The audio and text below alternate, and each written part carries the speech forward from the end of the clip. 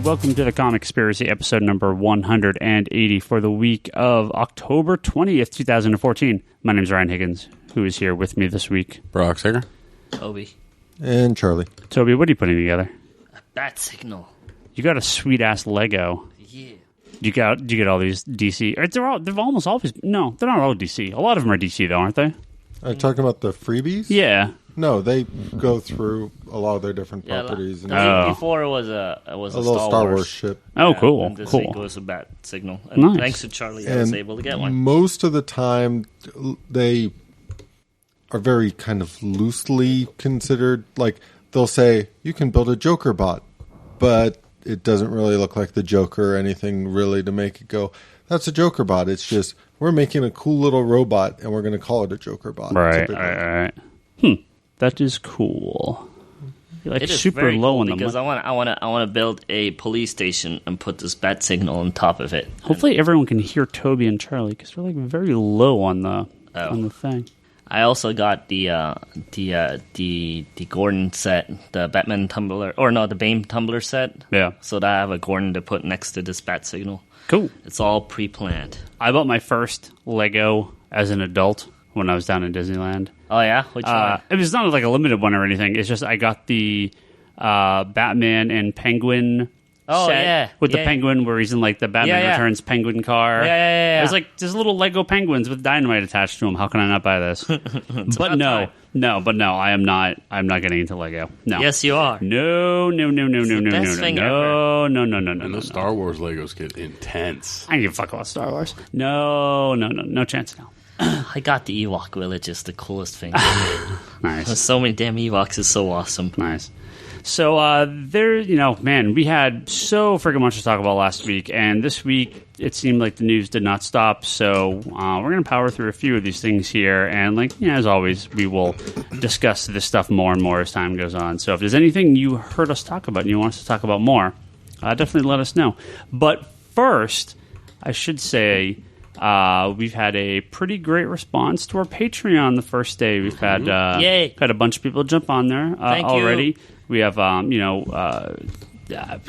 sure going forward. Well, some tiers may come or go. Well, we're going to kind of play around with it and see what's going on because, it's kind of new for us. We're going to try it out, but the response has been pretty good, and I know a lot of people said they're going to be jumping on in the next couple of weeks or next month or so. So you got plenty of time to still jump on if you want to be in the November rewards. So basically at the end of the month everything gets billed, and when it bills at the end of the month, so at the end of October, we will then process any rewards or anything like that. So we have a few backers at the higher tiers that will be getting some free. They'll be getting their comics and the trade Iron Fist Volume 1, so some trades from this month. So Isn't that a little delayed? Don't they need it before? Unfortunately, there's no other way to do that. So but we just have to know in advance, I guess. We'll work on that. They can listen to the review and then they'll get the comic and read it. So it'll be great. But yeah, we actually put up a first kind of question thing for this week. So if you did back to Patreon, go on there and check it out. Every week we'll have a place where you can ask us questions, and we have the tour questions as well. So no need. Patreon.com. That's patreon.com/Comic Conspiracy. Go on there and give us as little as $1 a month, and you can help support this podcast and all of us on it. So thank you, guys. Thank you. Anyway, let me see. They don't want to hear that. They want to hear us bicker back and forth. There's a crap load of stuff to talk about this week. The big one, we'll save for the end. I'm sure you guys know what it is. But as far as some of these little things here, Speedball TV show. Oh God, I wish. Oh well, hey, rumors Robbie Baldwin's going to be on S.H.I.E.L.D. So excited. Let's start off right off the bat here with some kind of possible major spoiler from the upcoming Superior Iron Man comic.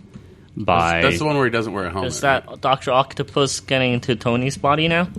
Well, you're probably not far off. He's definitely more... he's like, I'm going to fix San Francisco in the Bay Area, and F all of you. Yeah, Tony Stark's moving to San Francisco, so go Bay Area. Yay. Is he going to be a Warrior and Giants fan and a Niners fan? Maybe. He's going to have a 49er Iron Man suit? He might. You never know. He already has one.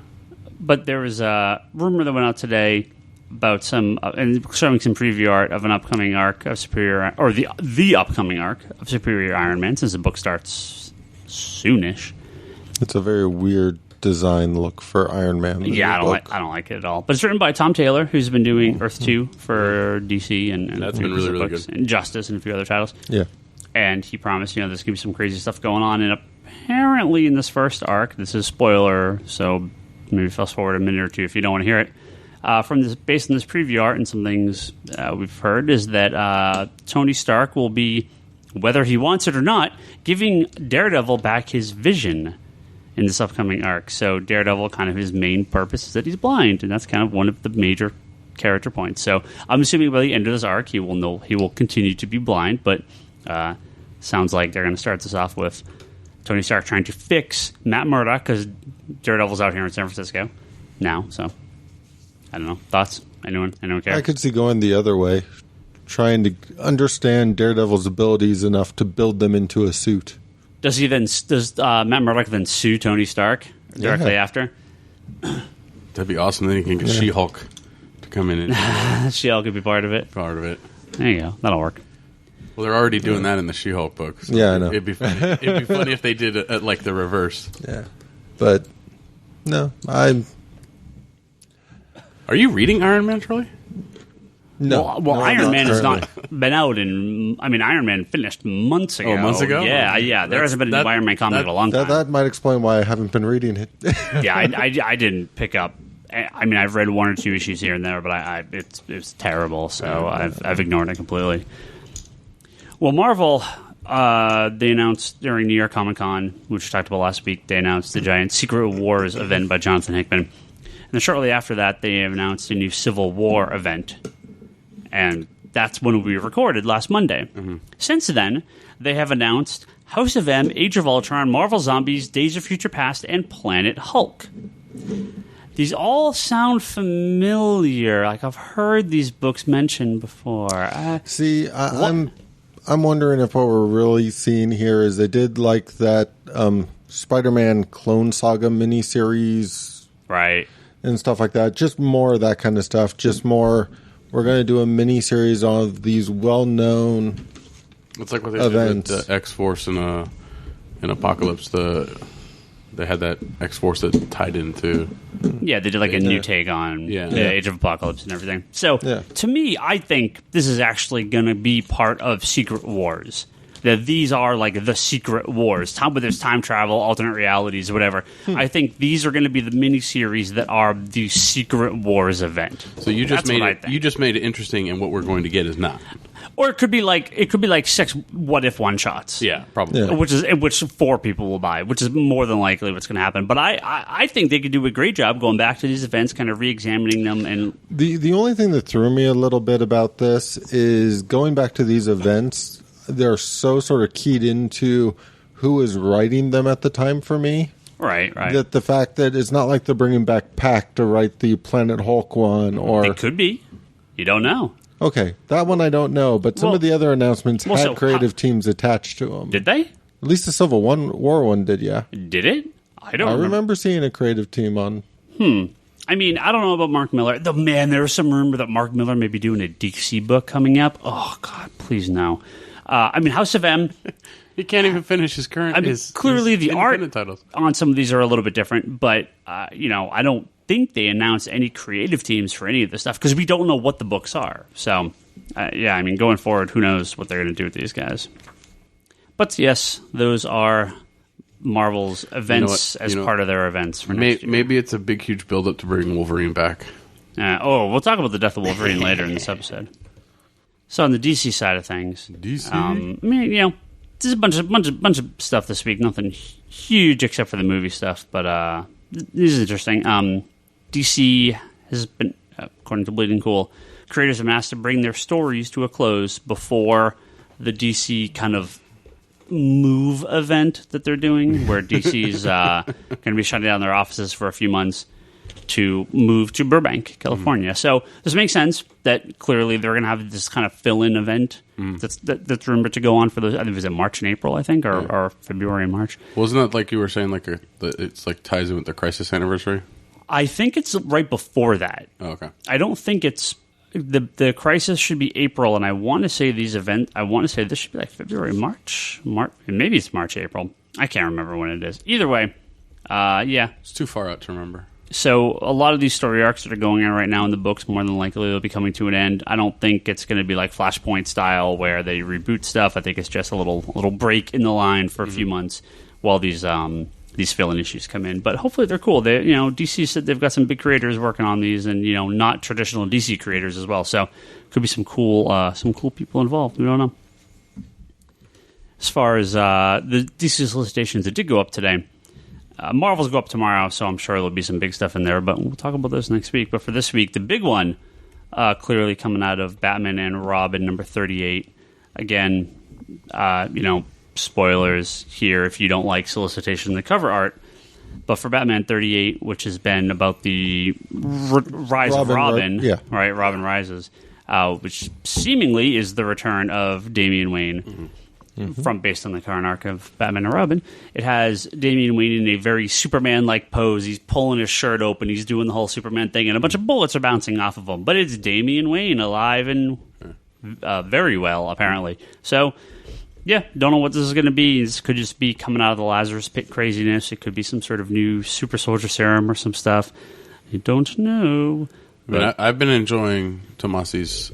run on Batman and Robin, and Robin Rises has just been really good. Yeah, it's been great. Yeah, I've liked a lot of what they've done in there. I do find it a little funny that, just to get into this a little bit, the beginning of this arc kind of pitted Batman against the Justice League. Yeah. So it's kind of ironic when you get into the Batman current stuff. So yeah. Again, we'll talk about that in a little bit. Yeah. Bluebird. Officially in the comics as a Batman Eternal 42, so that's cool. With her new costume, or I guess her costume. We saw her in one issue of Batman, which is part of Eternal. It's like a fill-in issue that was her out of costume Harper Row. Yeah, Harper Row. Okay. And I mean, she's been in Eternal, and she's currently being trained by Tim Drake and such. So it makes sense that they're going that direction. Yeah, and he's attracted to her. I'm caught up. I'm only one issue behind. Yeah. This week's issue I haven't read, but I'm caught up. Yeah. So keep us going. Yeah. Come on, Ryan. Dump some more on us. Well, that's all the big major stuff. You're not going to mention the deluxe edition hardcover for Mad Love? No, that is cool, actually. Yeah. For some reason, I thought they did that, but it was just a regular hardcover. I own the regular hardcover. Now I'm going to have to own the deluxe edition. Yeah. I might have to get that, too. I don't know what they're going to be doing. Did it say if there's going to be extra stuff in there? Or is it just the oversized? I think it's just the oversized, but I wouldn't be surprised if they throw in something. And on the Marvel front, there was some pre-solicitation info about a relaunched Uncanny Avengers #1 coming out post Axis. And the team, as we have it now, is some weird-ass looking Vision. Sabretooth dressed as Wolverine, which again, we'll talk about Death of Wolverine here in a few minutes. So Scarlet Witch, Quicksilver, Rogue, Falcon Cap, and it's not Gateway, it's the other guy. It's the other teleporting X-Men guy. What is his name? Gateway's the old guy. Just so you know, Bryce is I know, Bryce, literally like screaming at whatever right now. I think that's who this guy is. Is it Brother Voodoo? Didn't we talk about this on the Australian? No, it's not Brother Voodoo. No. I'm looking at this guy, and now I'm thinking, is it Gate? Is that the guy's name? Or whatever. Maybe this is Brother Voodoo. I have no idea. I thought it was the guy. I thought it was the X-Men guy, but maybe it's Brother Voodoo. Either way, it's a character no one cares about. So, Bryce is screaming. Uncanny Avengers I still thought it was pretty good, but the lead into Axis was just a little like, all right, well, I guess this happened. And it just feels so disconnected from everything, and Axis feels completely disconnected from... The fact they did this very, very long story arc involving the Apocalypse twins and that kind of stuff really did make it feel like this... You kind of just finished all of that and immediately kind of went, remember that first story arc we did? Now we're going right into this. Yeah, I mean, there's some of these stuff with the Apocalypse twins is involved in this because obviously, that's the lead into it, but it feels very I don't know. It feels like it kind of switches back to that first story arc. Just to get in my rant here, because we're here, I'm just really, really, really tired of bad guys going, so all we have to do is figure out a way to get the Scarlet Witch to do what we want, and therefore we can reshape reality the way we want it. Yeah.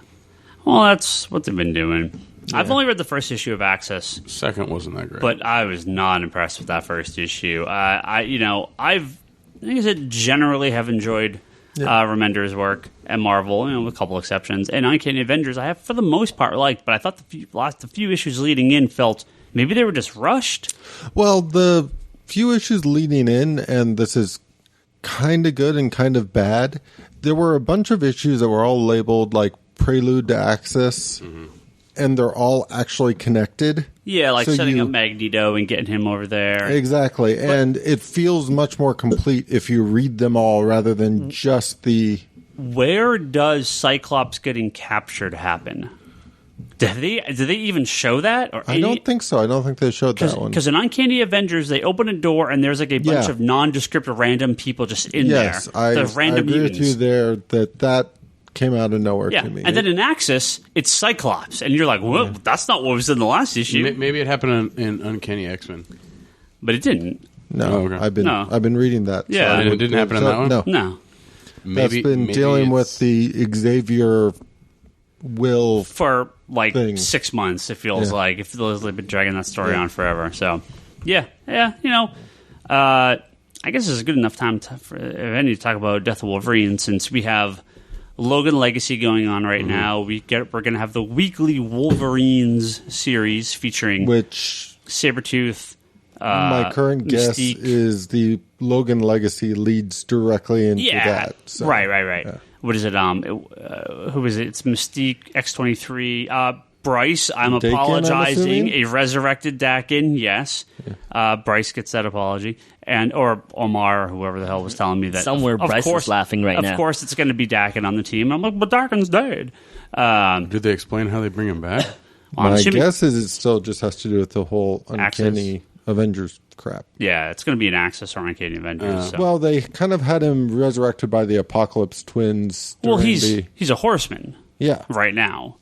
So he'll come after he was resurrected by them. But I haven't looked at the timeline enough to kind of go, well, now that they got foiled, is he still like... Well, they showed Dakin, but he's like blue and he's got some helmet on, so maybe he's still technically... He's he's Archangel. Yeah. Right, exactly. He's still technically a horseman, so that's probably how they'll walk around it. Yeah. But this last week, we had the Death of Wolverine #4 came out. Charles Soule and Steve McNiven do the art. A lot of complaints coming on the price point of this book. $5 for in 20 pages of story. But the cover's so shiny. Very shiny covers. A lot of the backup stuff is interesting enough. I mean, they have a bunch of variant covers. They have scripts and sketches, and it's cool to see that stuff occasionally. I didn't need 4 issues of it. It would have been nice in the trade, but I was going to say bonus material in the trade. All that stuff is great. All right, what can you do? But I know I read and enjoyed all 3 issues. 1, 2, and 3 leading up to #4. I enjoyed them. We talked about #1, I think, on the podcast. I don't know if we talked much about 2 and 3, but we'll talk some spoilers here for Death of Wolverine. But it leads up to when you're coming into #3, or when you're coming into #4. It's Dr. Cornelius. It's the guy that made Wolverine, gave him the adamantium. In general, I like that. I like the sort of bringing it back to origin side of things. Right. Well, very ironic because Omar had just picked Weapon X, which is where all that stuff's introduced, and you find out about that guy. So very timely pick, unintentional by Omar, I believe. So, you have this doctor sends Shiva and all these other assassins on a capture mission for Wolverine, and you're like, oh, you go in this last issue. Oh, this is what's going on? He wants his great project back. What? Why is he doing this? Charlie, you want to talk about issue 4? Because I think me and you had a very similar reaction in issue 4. Overall, I liked a lot of the stuff they did up until the point where they revealed he didn't know Logan had lost his healing factor. It's like everybody else on the planet seemed to be aware of this. Sabretooth, everybody Tumblr was a buzz with it. Aware of this. Except the guy who's hunting Wolverine specifically for his healing factor. That doesn't gel with me per se, but the desire to get Wolverine back and the idea that the Weapon X program continued has already been introduced over the years with like the Morrison X-Men, where how they introduced Phantom X and all that kind of stuff. So the Weapon 10 program. Yes, the Weapon 10 program. Starting with Weapon 1, Captain America. Is he Weapon 0? Black Captain America? Maybe he was. Yeah. I don't know. Either way, it was really cool idea, especially because you can almost naturally assume this was still going on. But the final execution of hunting Wolverine for his healing factor didn't make sense based on... Not only that, so I mean, he says to Wolverine, Wolverine's there, and there's a bunch of just random people on a table being hooked up to a thing of molten adamantium. Well, I did like his little rant about how he's found the right subjects this time. What, did he? I mean, the whole... No. So Wolverine goes in, and he's got all these guys on a table with drip feeds into them that... And it indicates that he's been doing this a very, very long time, sacrificing person after person, trying to perfect this process. Yeah, he says, how many have I killed? Hundreds? I have no idea, right? Yeah. So he's tried to replicate this, and in his mind, there's reasoning is because... The only missing piece, as far as he can tell, the only thing that allowed Wolverine to survive it was his healing factor. And what's his face? Who are all those other guys that got the adamantium? Because there's 10 of them. Well, Sabretooth didn't really get adamantium injection, did he? I mean, he was part of the Weapon X program, but there was not Cable. What's his face? He dies in this. He gets killed off in this. Razor? No, not Razor. What's Major his name? Sharp? What? No. What's his face? Talk about something else. I'll find it. Yeah. Hold on. Any event, yes, he does. Cypher? Is that his name? I don't think it's Cypher. You know who I'm talking about. It's I know. It's all covered with adamantium. I know who you're talking about. It's killing me. I can't remember the guy's name. Whatever, I can't find it. Anyway, it doesn't matter. Bryce is literally going crazy and trying to tear out his iPhone. But yeah, all these other people have gotten the Weapon X program, but they've killed this guy twice before. So he's back. Who knows why? And his main reason for doing this is because... Oh, Cyber. That's his name, Cyber. Because he doesn't want his legacy to be this mass murderer. So he murders hundreds of people trying to inject them with adamantium that he's gotten from whatever, who knows how, who knows where. And Wolverine, again, having this healing factor in a syringe that he's been carrying around, sticks it on the 3 living people that are still being experimented on as they're trying to get the adamantium injection. He then goes over to the big adamantium tube, smashes it, so all this adamantium falls on him. The professor or the doctor runs out the door, tries to get to his helicopter. Wolverine runs out after him, stabs him. He doesn't run. I mean, he's moving at a slower pace every step he takes because the adamantium is hardening. Yeah, but he's able to get him, kills the doctor for the 4th time, and which is off panel. We don't see. Right, you don't even see him do it, and then he meets the sun. If you were, he meets the true death. If you're a True Blood fan, he kneels down in almost every suffering pose Wolverine has had in any of the comic books. Yeah, he's on his knees, hands down, claws out. Yeah, he's just right. He walks out into the sunlight and falls down. Kneels down. Dead inside this adamantium, statue that he's now encased in. Yeah, he's frozen in time, as it were. So not only are there 80 billion ways for them to pull him out of this, it's what? He goes out being turned into a statue, saving a bunch of just random red shirts. Hey. What? Really? He's saving the Wolverines, man. It made no sense to me. It didn't feel right. I didn't get I don't believe the motivation of the main of Cornelius. I don't believe the motivation of Wolverine to do what he did. It just felt I don't know. Nothing about the ending felt right. It is poor and just makes no sense. And and when you have people that can control metal and you have healers on the X-Men, just like Magneto, remove the adamantium, healer, heal him, done. Now he's fine. There's no. Not of course, all these characters, when they die, they're going to come back. But some imagination to it, something interesting to it. You know, when Cap died, you're like, oh fuck, he just got shot. Okay, that's kind of crazy. All the other stuff you find out later, him being a constant and traveling through time or whatever, that's fine. You know, when they've killed off like Human Torch, it felt like, all right, well, he closed the door. You don't even see him dead. This is pointless. He's not dead, and exactly what I thought would happen. That's like Rich Rider and Nova. Rich Rider, Nova, and Star-Lord. So it works for some of these guys, but some of the times, and this just feels like, all right, I mean, I guess he's a statue now, but who cares? They're going to go get the Blackbird. They're going to airlift him to Wolverine in the X-Men school or whatever. Yeah, drop him in the front. Leave him in the front. He could be a monument next to the Jean Grey statue. Yeah. So I don't know. I did not work for me at all, and I legitimately really liked the first 3 issues. So. As I said, about the first half of this issue for me was fine. The first half kind of sucked me in. I really, as you said, because of the book club pick and everything, it was very timely. That brief flashback sequence to where he sees the professor and the female that we were talking about, and him in the chamber, like the chamber. There were just a few things, and the leaving him encased in adamantium again doesn't. As much as I like it when characters die, I like their deaths to be somewhat impactful. Yeah, this wasn't.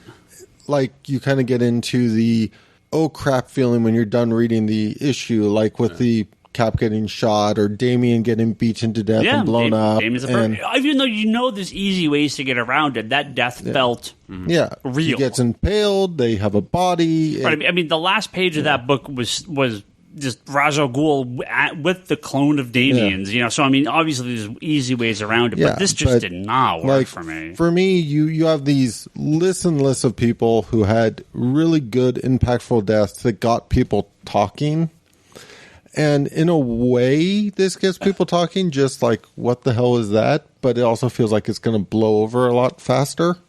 Absolutely. So I don't know. I had higher expectations, even if it had ended with the whole looking at his final sunset kind of thing, the way he was encased, and it almost felt like he didn't even go down swinging to a degree. Like he wasn't even like fighting at that point. It was just like, okay, I'm gonna just do this, and then I'm gonna go. The last word on the panel before was enough. Yeah.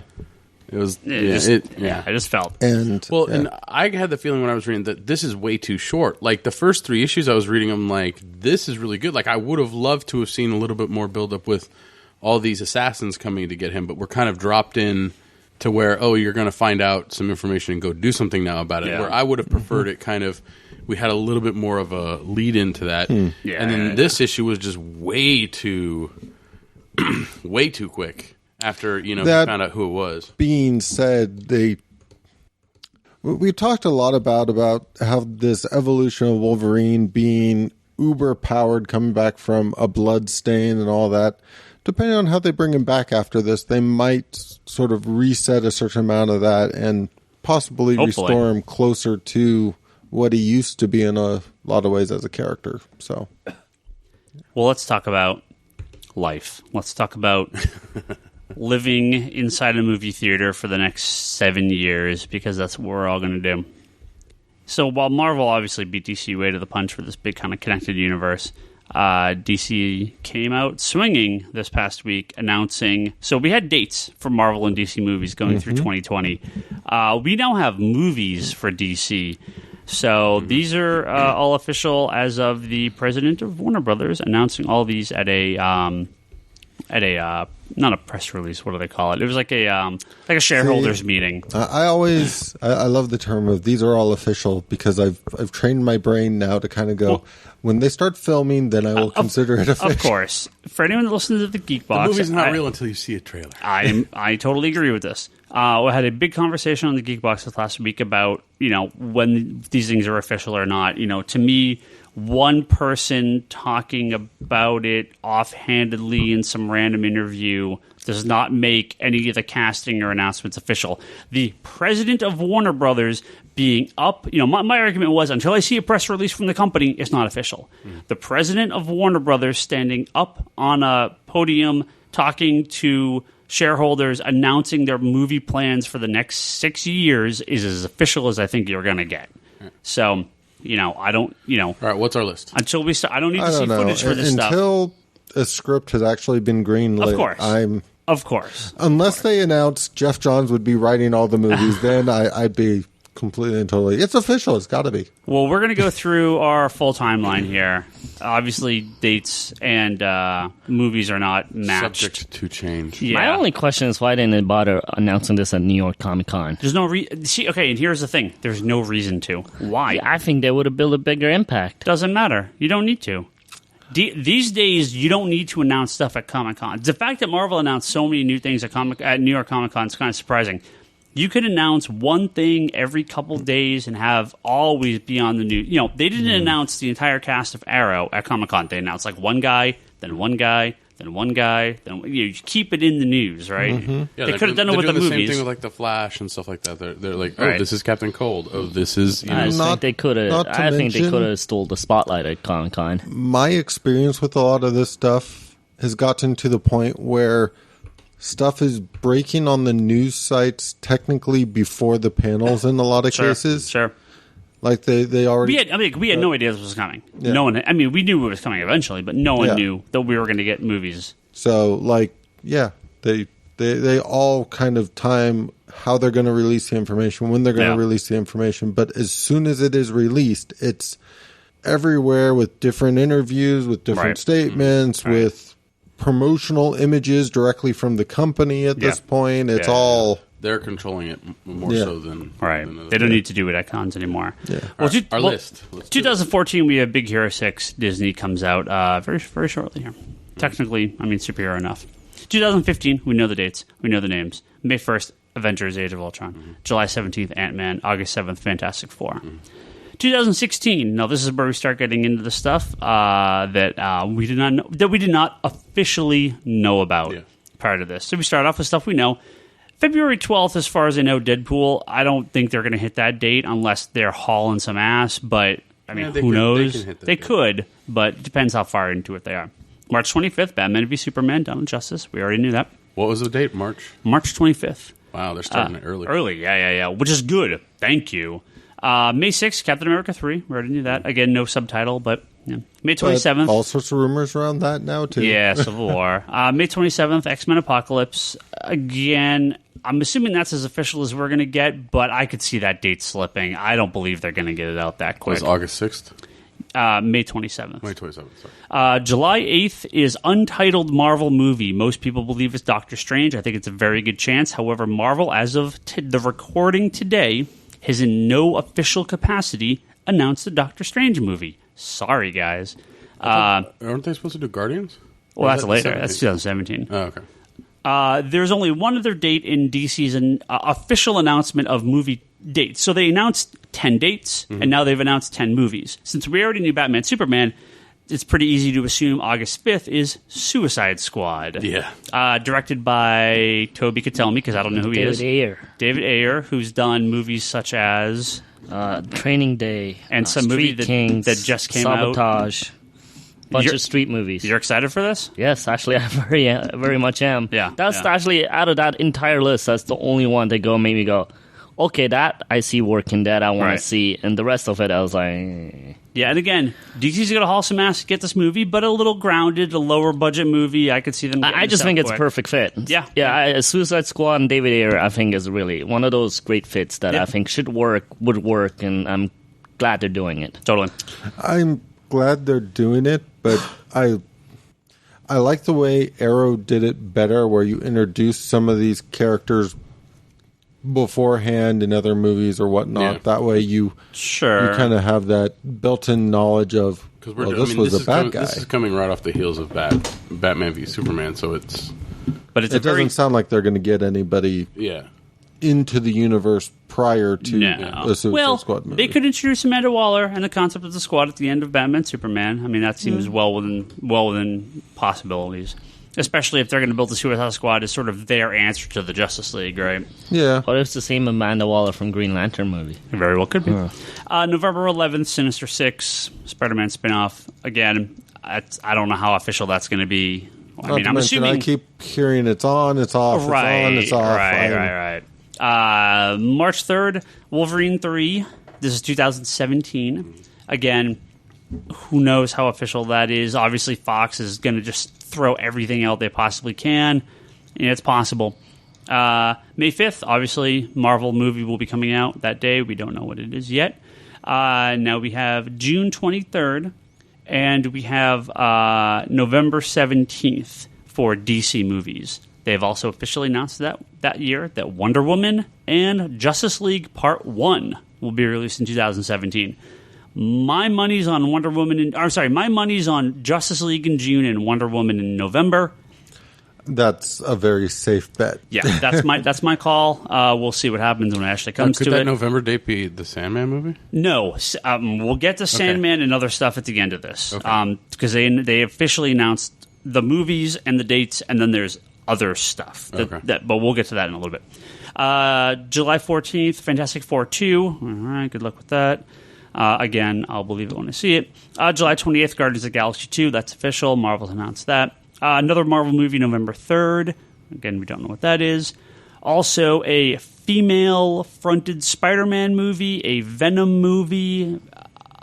Like you said, Charlie, on again, off again. Believe him when I see him. I think we're going to get Sinister Six, and then that's it. Flop. Done. I just don't think we're going to see these movies come out. Lego Batman was also announced outside of... There's 3 Lego movies. One in 2016, 17, and 18, I believe. Lego Batman, and Lego. So they're going to kind of switch off. So I'm so excited for more Lego Batman. I mean, the Lego sequel is after Batman. That there's another Lego movie coming out before Batman. Yeah, there's going to be 3 of them. Yeah, it's like something, and then it's like one a year, basically. Yeah, and then Lego Batman, and then Lego the movie 2. Lego 2. Okay. Yeah, very. I forgot what that first one was, though. Yeah, very excited for that. I could be wrong, but that's what I remember. Now, I don't have the actor's name up here. Maybe you guys remember. We have 2 official movies in 2018 from DC. One March 23rd, one July 27th. The first one in March. We don't know which is going to be which, but The Flash. Ezra Miller. Officially announced. And Ezra Miller, is that his name, right? Yeah. Has been cast officially, again, as official as we are at this point. So when that list came out officially, I mean, the 2 names that struck at me right away was David Ayer for Suicide Squad was a yay, and then Ezra Miller for Flash, which it's one of those where I'm like, maybe he's a far better actor than I think he is, and he could totally pull this off and wow us all. But as of right now, I don't see it. I mean, I loved him in Perks of Being a Wallflower, but that's such a different freaking part from The Flash. It's it's like night and day. Got no idea who he is. He looks like a human being, so I'm sure he'll be fine. Well, hopefully he doesn't. I don't know. For me, the only downside of a Flash movie for me is the fact that I have a feeling by then we'll have already seen all the rogues I really care about in the Flash TV show and possibly handled better. Yeah, and it's also not right. This is separate from the TV show, so different universe, different way to go about it. Aquaman, obviously. Oh, they did officially announce Jason Momoa as Aquaman. Again, which is awesome. Rumored to all hell for months now, but never officially stated until this press conference. So there you go, guys. Jason I like Momoa, the way he announced it. He was like on Instagram, saying, "Hey, this Hawaiian native boy is Aquaman." Yeah, it's kind of funny. No, he looks great. So. Yeah. I actually wonder if they're going to make him a dirty blonde or something. Oh, yeah, totally. You think? Oh, yeah. I don't know. I could see it both ways. I could see him as, the brown hair one, and they're just changing it, making him... It would be funny if all it took for Aquaman is to change hair color, or Jeff Johns writing him to be cool, or if they're going to turn him dirty blonde or something. No, they'll keep the kind of dirtyish blonde. Yeah, definitely. May 4th is a Marvel movie. I will 100% guarantee you that's Avengers 3, because we had Avengers 3 first weekend in 2013.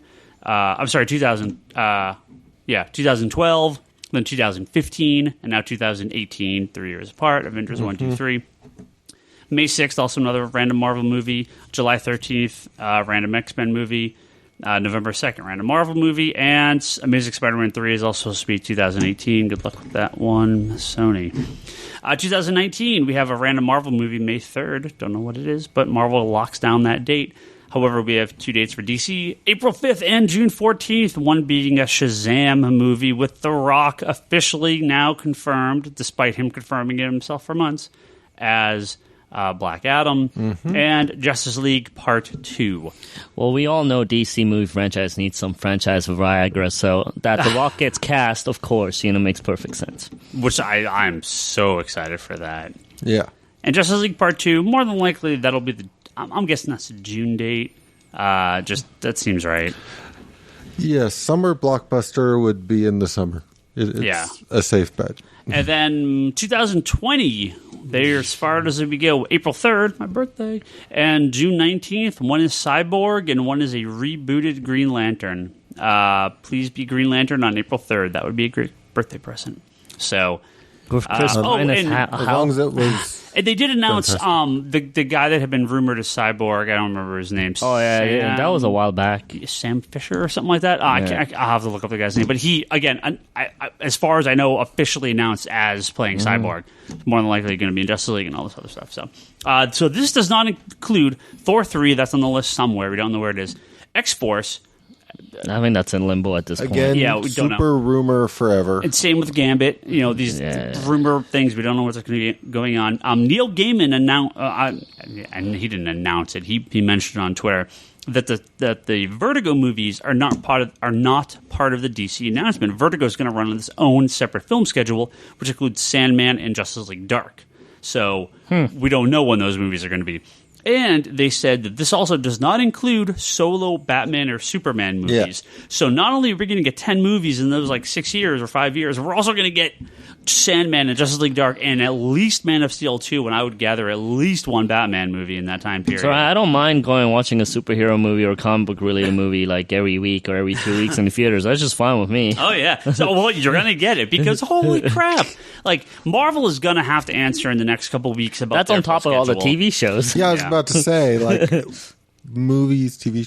So basically, you're just going to quit your job and watch movies and TV? I've been good about keeping up with TV shows to this point. I might just stop reading completely I already have. And we're only a few weeks in, but And I reminded you Constantine was Friday. Oh, yeah, Constantine. I knew. I really do think we're going to have eventually a spin-off podcast where this stays the comic book one and the other ones becomes the media one where we cover all the TV shows and movies that are coming out. We're going to do something. I don't know, because it is ridiculous how many movies are coming up. But, we knew this was going to be happening, so here we go. Yeah, if there are some logical dates you can assign to movies. Some make more sense than others. Some of them, when Flash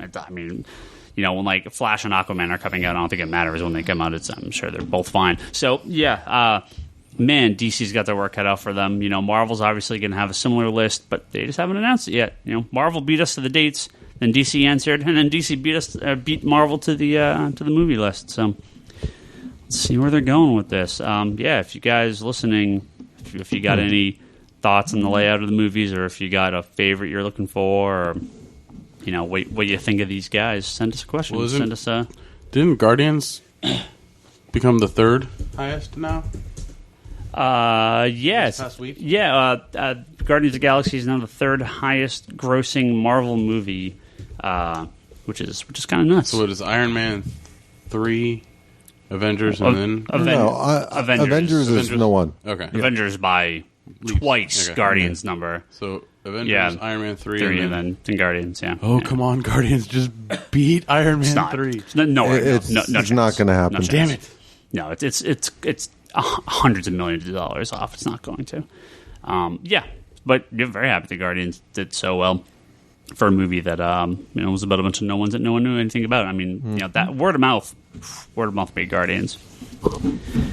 All right, we got a couple questions here before we wrap up. We got a few that are on our brand new Patreon page at patreon.com/comic conspiracy. We're still going to take Twitter questions. People asked about that, but more than happy to answer some on Patreon too. We're going to start up a thread for people that back us. So if you want to jump on there, you can go do that. One of them comes from Scott, who was actually our very first backer on Patreon. Thank you, Scott. He says he recently bought the Lemire and Sorrentino's Green Arrow run from us. Funny enough.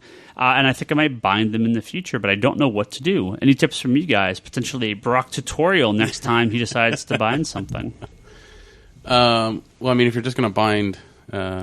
I mean, that's a pretty easy bind to do. I mean, it's just you get the what, issue 16, 18? Something like that. It was only 2 or 3 arcs. It wasn't that long. Yeah, you're only going from issue like 16, 18 to issue 34, which though all of those would fit into one nice little collection. And I mean, you can easily have, you know, Green Arrow put on the side and the 2 creative teams, or you can make it your own kind of Jeff Lemire and Sorrentino's Green Arrow and just kind of make that the title of the book, and you don't need to worry about having a volume number on it. I would just recommend putting like the year on it. It's kind of the spine, because that's kind of how I've kind of gone to the year is kind of the tag for the spine, and then if it's multiple books for that series, then I do the volume number. But if it's not, then I just kind of have this nice kind of, you know, stamp for the time. But no, I mean, I think for a binding project, that's not a bad one. No. Because you can, I mean, it's self-contained, so, and then that way you don't have an ugly volume 4 on your shelf like I do. But I can just dream of a deluxe edition or absolute size. Oh, they got it. If they come out with that, I'm like, replace.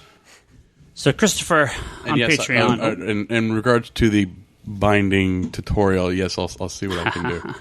Christopher on Patreon asks, hey guys, wondering if any of you are reading Battling Boy or Rise of Aurora West. What do you think of it? Also, any Paul Pope stuff you'd recommend? They're both sitting on my shelf. I really, really need to read them because Paul Pope is incredible. I've heard great things about both. It's a series of graphic novels being released by First Second, which is a comic publisher that only releases graphic novels. Paul Pope is, he's one of these guys where I love his art, but I will admit I haven't read nearly as much of his stuff as I've wanted to. He's been involved with a ton of independent stuff, a lot of his own publications, a book called THB, going back to the, I want to say, it must be early 90s, Pulp Hole, which is kind of an art book he's been doing. He released a graphic novel called Escapo, which came out earlier this year, but I haven't read. I need to get that. One of my favorite things that he's written written and drawn, because he's an artist, was the Adam Strange story in Wednesday Comics that he did for DC, an oversized newspaper. Yeah, if you're lovely hardcover. Yeah, if you want to check out this guy's work, I still need to get it. Is more on some characters you're more familiar with. That's a good way to go. He did the Batman Year 100 miniseries a handful of years ago. That was pretty good. He just drew the covers, or a couple covers for Catwoman. He didn't draw the interiors, like the second series. Paul Pope? Yeah. I don't think so. Catwoman? Yeah, I thought he did. He either did just the covers of a couple issues, like. He didn't do any interiors. He might have. He might have done a cover or two. I'm not sure, actually. Hey, Catwoman 5 through 9. Yes, he did. Hey, there you go. Did he draw the issues or just the covers? No, just covers. Yeah, no, he didn't do interiors. I mean, very, very few interior work that he did. He did like a backup strip in Weird Western Tales.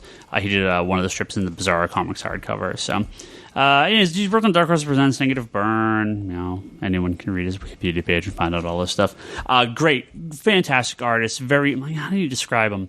He's got the European style, lots of line work, not super flashy. Ugly characters, kind of got that. I'm a big fan of. It's really rough. Frank Quitely. Yeah, pronounce that right. It's really, his art style is really rough, but it flows very well. Oh yeah, I love it. I love his stuff so much. So yeah, unfortunately, Christopher, I have not read those books yet, but they are on my list. I will get to them very soon. All right, any more Patreon questions? That is it for Patreon. All right, let's get to the Twitters. Well, we got a bunch of random Twitter questions here.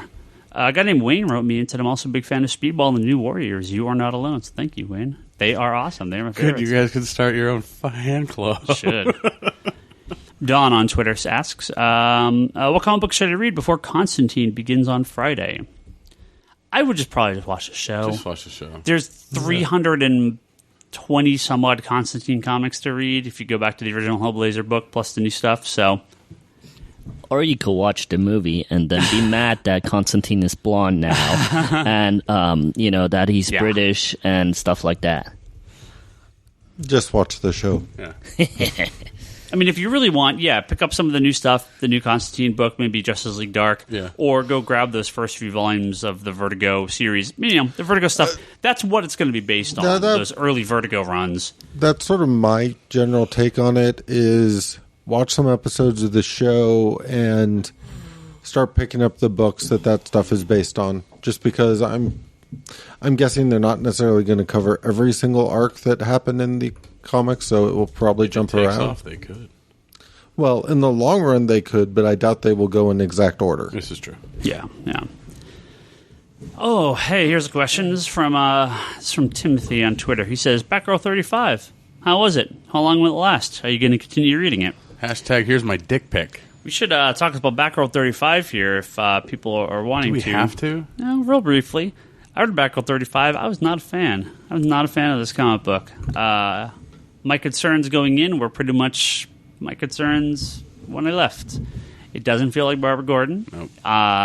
Toby's mentioned a number of times, why couldn't it be Stephanie Brown? Spoiler. Not that that's a spoiler. Why can't it be the character named Spoiler?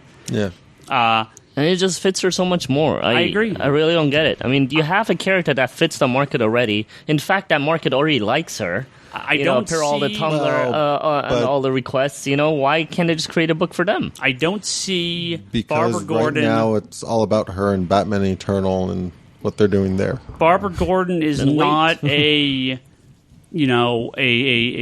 drunken college co-ed that's like randomly shacking up with dudes. Yeah, it's so weird. Like, it's not Barbara at all. It primarily weirds me out because they're not calling this an Elseworld. They're not saying this happened 10 years ago. It feels like she's 10 years younger than she was in the book. People, the writers and people have come out and said, "Oh, we're not de-aging Barbara Gordon at all." Bullshit. This character is not the same as the character that was in the previous issue. Reading Batgirl, Gail Simone's through issue 34, and then reading totally different Batgirl, The Future's End. It's like, who the fuck is this person? Yeah, this isn't like some slut shaming or anything like that. This is just not Barbara Gordon. She's never been portrayed this way, and it's not. A large part of what bothers me about this being treated as a continuation, the way things were left in the previous issue, totally different. They don't even bother explaining any kind of transition. Yeah, she's supposed to be helping that government organization, and it's like I read the whole issue, unfortunately. But there were actual moments in the book where I was like, oh, you could almost give me something that resembles Barbara Gordon or a Batgirl title. And it, failed miserably every time. There's some, upcoming issue where she's fighting some evil Batgirl that's, like her costume's covered in, rhinestones or something. And you're like, what the hell? Look. Wait. They bedazzled a Batgirl? Yeah, they did. Yeah. I'll read this going forward. I'll give any of these things an arc. I'll give it a couple issues. I'll see where it goes. But this is not the character that I am. Right. This is kind of like a reboot of the book. Well, this been the New 52 number one? Fine. Fair enough. Fine. Right? If even to me, if they had pretty much decided, okay, we're going to relaunch the Batgirl book, but it's not going to be in current timeline, I technically would have been fine with it if this was Barbara Gordon, the college years kind of thing. Before Joker. Yeah. Yeah, it was such a... Yeah, but the idea of continuing what was going on before and saying this is her now when this isn't her in Eternal, this isn't Oh, yeah, Eternal is completely inconsistent with this series. Well, what's hilarious about Eternal, what I noticed is her costume in Eternal is morphed twice. It's the more traditional New 52 suit. But it's a bit different. It's changed, it's changed a little bit, and then it changed. Her costume, I don't think anybody can agree on. I just think in general, trying a new thing on a book, great. Trying a new thing on a book when it contradicts everything around it, just falls super flat. What? Now, mind you, if you can distance yourself from the previous series and from what's going on in Eternal and just look at it as the college years pre-Joker Barbara Gordon, or just sort of enjoy it for that side of things, It was. If you've never read a Batgirl comic before and you come in and this is your first issue, I'm sure it's fine. Hey, yeah, but they have an easy out for this shit. Blame it on the alcohol. Yeah. Well, we got a question here from Matt. He asks, is Green Lantern Godhead any good? I dropped the book after I saw the price of the event book. Was I mistaken in my rash judgment? I've not had a chance to read these yet. However, I have heard almost nothing but good things from people about this arc so far, which are a few issues into, which is the introduction of the New Gods, the classic Jack Kirby concept, back in the New 52. Well, they had already been parts introduced of the Wonder Woman, but Yeah. this is like the big push. For the Yeah, New this Gods. is we're going to make them a focal point rather than a incidental. Are you caught up, Charlie? Yeah, I'm caught up.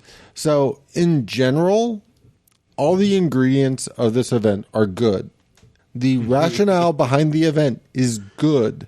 I am enjoying this event. I do wish it was a little bit better written because there are some aspects of it that still bother me.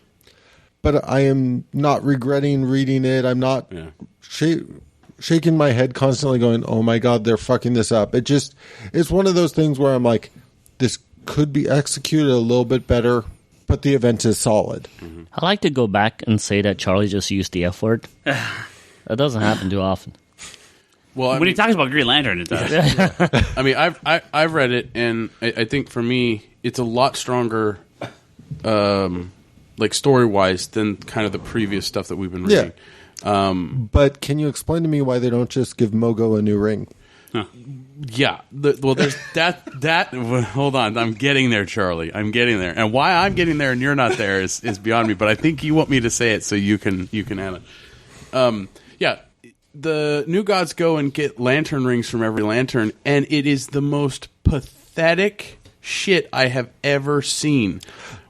Some of them make perfect sense. Yes. I like the way they handled certain ones. Like, I don't mind how they handled Saint Walker, No, obviously, Saint Walker was because of fine. that. I don't mind how they handled the Red Lantern one. That was fine. It just, there are certain cores where it just kind of felt like this doesn't really make sense. Yeah. I mean, the rings are taken too easily. And then I even had issue with the last part with in New Guardians where it's, oh, Kyle, you know the life equation, but you're fucking shit up, and I want to help. And it, like, there was really no build-up for what happened, like Kyle's decision in the book at the end. Like, there was really no build-up. I actually thought the last one was sort of one of the more understandable, better side of things, just because the current arc with Kyle has very much been about the fact that he now has this power inside him that he can't fully control. No, and that could be, like, I haven't been reading the last few issues just because we, you know. They've talked about it a little bit since he came back from the Source Wall, that, like, things are different with him now, and because they're different with him now, but a lot of this starts to make sense. I think for me it was the new old Guardians, right? Or like literally painted just painted horribly, literally like the Guardians, and then it's like who's the head New God guy? Highfather. Highfather comes in and kind of takes, you know, sways Kyle to go another way, and to me it was kind of just, it felt like one of the bad ways they took the rings, right? One of the ways it didn't quite work. The fact that I love when we're getting into this, knowing that you haven't read it yet, and we want to talk about it in detail. Hurry up, because we have a few questions to answer, but I'm not listening anyway. So the general idea of basically the Guardians that Kyle are traveling around with, wanting to make sure that the power does not fall into the New God's hand, doesn't bother me. The fact that they were willing to do whatever it takes to do that doesn't bother me. There were, like, I love Kyle as a character. I've always loved Kyle as a character, but I'm really getting tired of the still hung up on Alex sort of aspects. That was hilarious in that panel of his character. It just, I don't know. It never really felt like it fit the character for me, because he's been over Alex Alex has been gone for so long that it's you know, he should have been over it by now, especially now that he's with, spoiler, Carol. You know, it's funny because I mean, to me, it just seems like they're setting up Breaking Carol and him up. So, well, I was never a fan of them getting together. Yeah, neither was I. But that's DC's MO, right? They can't have happy couples. Next question. All right, we're gonna move on here. It's from Kevin. He got like 2 questions left. He says, "Are any of you guys excited for Spider-Verse?" And yes, yeah, I've like. That Spider-Gwen one shot did not do it for me, but I've liked it. Did it for a lot of other people at the shop. Though. I know. Yeah, well, they've all sold out every issue. I know. You're supposed to give me a second copy. We haven't got it yet, or a second print copy. Yeah, we haven't got them in yet. No, all the Spider-Verse stuff I've pretty much liked so far. And how many copies of the Spider comic did you get in this past week for the shelf? Like whatever, 25 or whatever we've gotten. I was just curious because I think I bumped the number a bit. Out of like all the comics I sold on Sunday, that's the one that kept coming up. Yeah. It's again, it's not like our best. These are little one-shot issues before the big event. These are impressive numbers from us. I mean, I've just been reading Amazing and Spider-Man 2099. Yeah, and the little backups and you haven't been reading the Superior? No.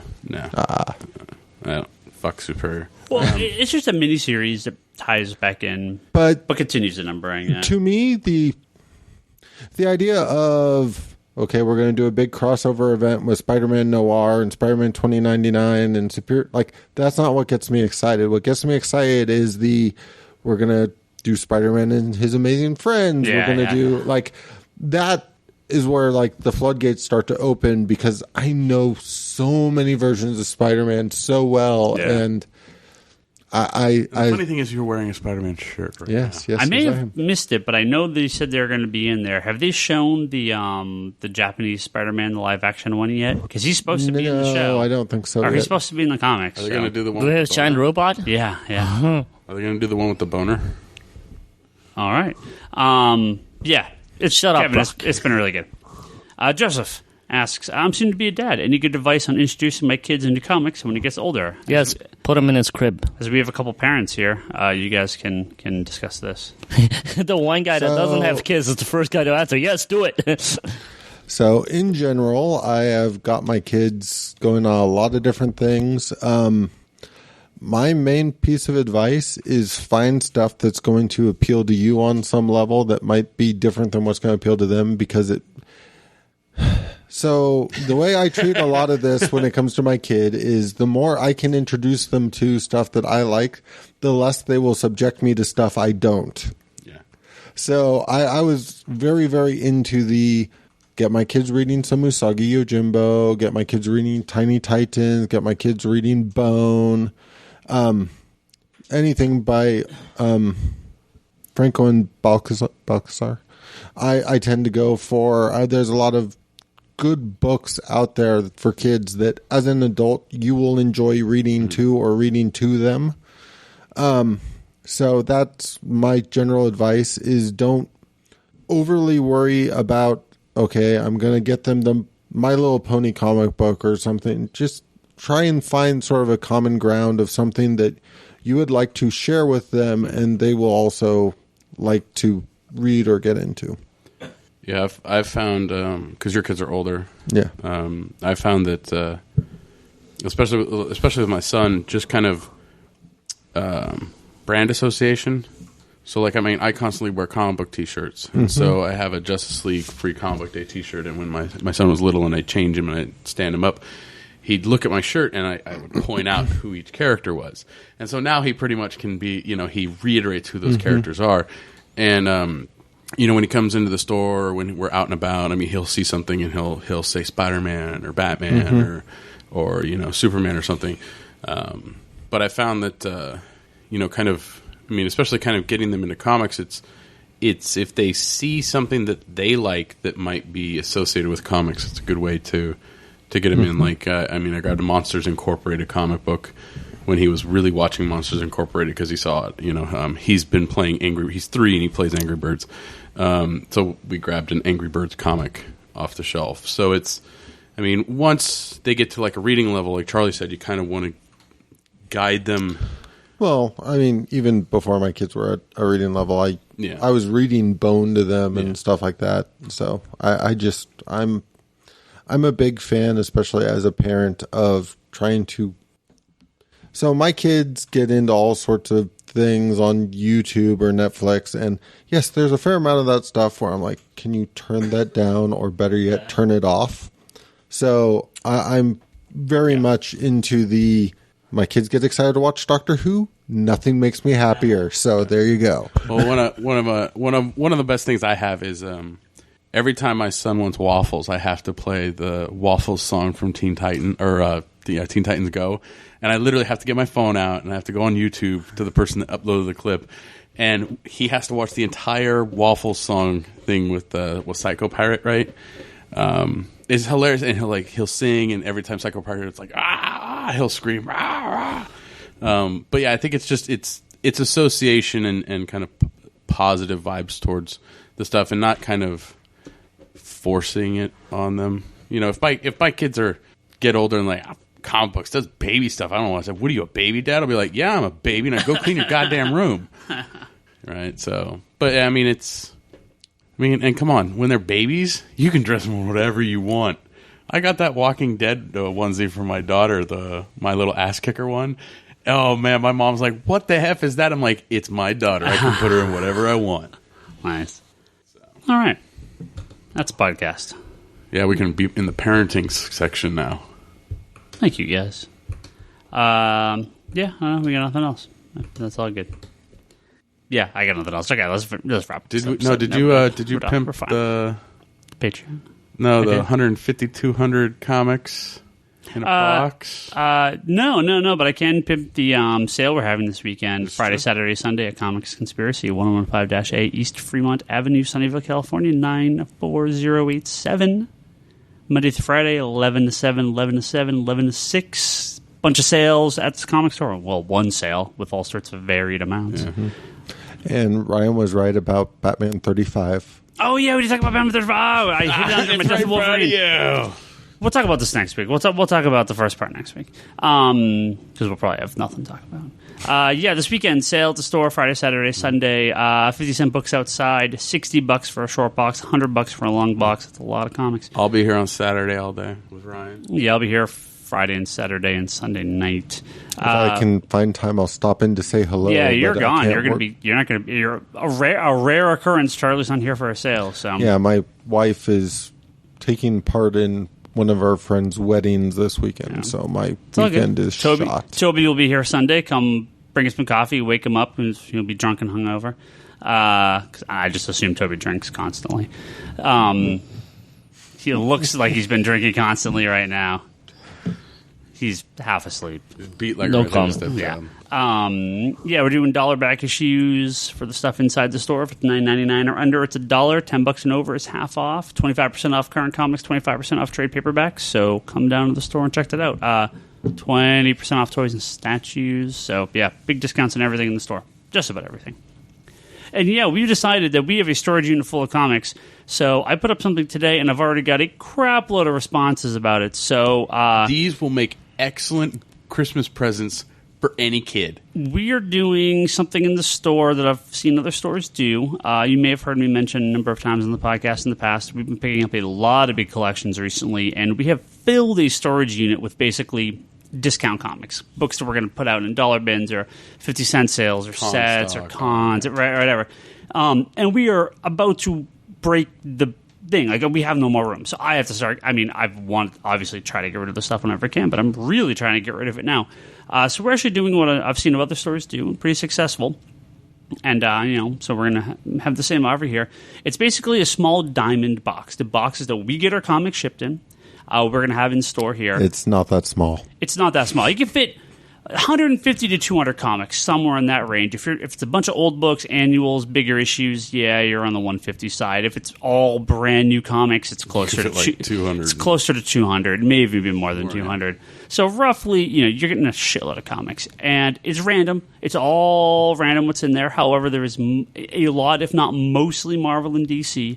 Lots of big titles: Batman, Superman, X-Men, Spider-Man, big characters you know of. It's not all literally garbage. I mean, I threw in a ton of the Claremont and the Claremont and Jim Lee X-Men stuff into one of these earlier today.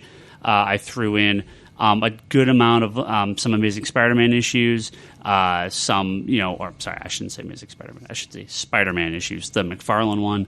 I threw in big run of Superman Action Comics. X-Force Deadpool card. Do you kind of make sure that there's no duplicates? Yes, no duplicates. Thank you. Good man. I mean, maybe an accident. Right. But I mean, if we have 5 copies of a book, one goes in. They're in chunks. It's possible there could be a duplicate, but I mean, out of the boxes, it's not like it's going to be. Yeah, and there's going to be runs in there, full sets, things like that, just stuff that we have laying around extra. So it's $25 a box. That's it's like 10 cents a comic probably by the time you're done, or even less than that. I mean, these are really cheap. Again, just kind of random. It's a grab bag, so it's a mystery box, so you don't know what you're going to get. However, these have been very successful in the past with other stores of stock too, so we're going to do them here.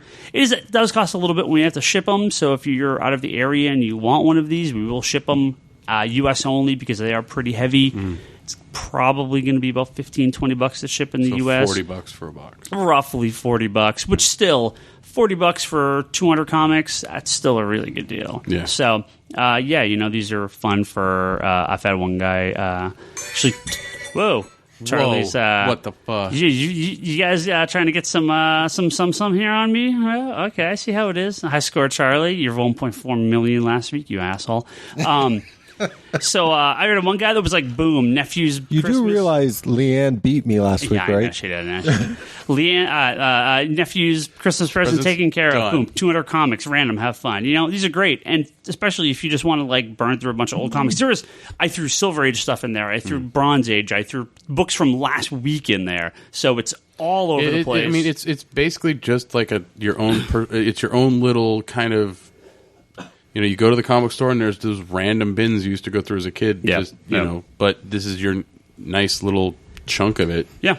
So if you're interested, you don't have to feel bad if you're like done with this and throw it. Yeah, it's awesome. Or you could be a parent who gets that box and give your kid every week 2 books. Absolutely, yeah, totally. It'll last you forever. Yeah, totally. That's great. So again, this isn't. You want to do the trash? I'll give you 2 books. These aren't beat up. These aren't thrown in the. These aren't from a fire sale. Like water damage. There's no water damage. No, these are just. I mean, we've got something like close to 200, 300 boxes of stuff that is just overstock, and that is hundreds of thousands of comics. So we have to start getting into some of this stuff. If you're imagining in your head the amount of long boxes that is, that's what I have to deal with on a constant basis. So if you're interested, send us an email, thecomicconspiracy@geekbox.net. We will send some of these out to you. Especially if you're calling us from the podcast, maybe we'll try to. There aren't better boxes than others. They're all random. But, if you like a specific character, let me know. I'm sure we can try to, maybe get one that's a little heavier, favorited towards one character or another. So we'll see what we can do. You're just getting an email from Bryce saying, yeah, I'll take the X-Men box. I'm sure he has all of them. He's going to need reader copies for his son. There you go. Anyway, so that's it. Thank you, everyone, for being here. Geekbox.net and comicsconspiracy.biz is where you can find this episode. You can also find it on Stitcher, which I forget to mention. We're on there. We have a handful of people that listen to us on there. You can also find this episode linked on the Patreon page that we have up, patreon.com/comicconspiracy. This page is linked everywhere. It is. So go there and listen to it if you want. You can discuss this episode on forums at geekbox.net, the Geekbox Facebook group, and our Patreon page if you're a member. Go there. Digital.comicsconspiracy.biz is where you can pick up all your digital comics. There's some great sales. I think it ends tomorrow, so most people probably won't hear this. There's a really big Deathstroke sale on there, including most, if not all, his original series from the 80s and 90s. That's fun stuff. So, ton of Viz has been having a shitload of stuff on there. Toby, what's your Bakuman? All those have been on sale for wicked cheap through our store. So if you maybe like the digital versions of them. Well, yeah, it's still a lot of books though. So adds up real fast money. Yeah, but they're $2-3 a book. Comicsology sales have been just ridiculous. Oh yeah, they've been crazy. For people that have asked, hey, how is the Comicsology storefront been doing since the sale to Amazon? We've had consistently our best months to date since they sold to Amazon. So I don't know what that means. People said they're not going to use it, and it seems like more people are using it than ever. So there you go. I just want to know, and this is just going to be my own personal gripe session for a moment, but I just want to know, why you can buy Dark Horse through Kindle but not through Comixology. That's what I want to know. Ask Dark Horse. Hey, on my blog every week it says the same thing. I don't have links to Dark Horse because they don't support us. Yeah. Patreon.com/Comic Conspiracy. Go there and donate to help fund this podcast and support. We're almost halfway to our first goal. Yeah, we are. Support all of the people involved in this podcast. We're a little under halfway to our first goal, which is $500, and we'll extend every episode by 10, 15 minutes or so to bring back our very popular random picks of the week. So I just want to get to it so you get all flustered. Right, I'm back again. We'll figure it out. So as for as little as $1 a month, you can do this. So go on there and check it out. Brock's got spiritofbrock.com. Omar, who should be back, I think, next week, has comicsanddekind.com. Charlie's got the Infinite Longbox podcast, and the Wanderers in the Fourth Dimension podcast, his Doctor Who podcast. I'm on Twitter as Ryan Higgins. Ryan. Brock is Brock Sager. You still haven't tracked down Ryan Higgins and beat the shit out of him to get your handle? Omar is Comics and Decline. That could be a Patreon goal, like handle. Yeah, no, that you'll fly there and fight for it to get back. It'd be like, I'm just having flashes of Jay and Silent Bob. Yeah. Bryce is Larson Bryce. Toby is Toby XI, but he's a spam bot, so don't follow him. And Charlie is Insanity and Chaos. Don't forget to listen to the Geekbox Comedy Button. Good job, Brain. Good job, Brain, and the All Talk podcast. Go listen to those, as well as anything else the All Talk guys are doing. So, thank you, guys. That was a good episode. We will catch everyone next week. Woo-hoo.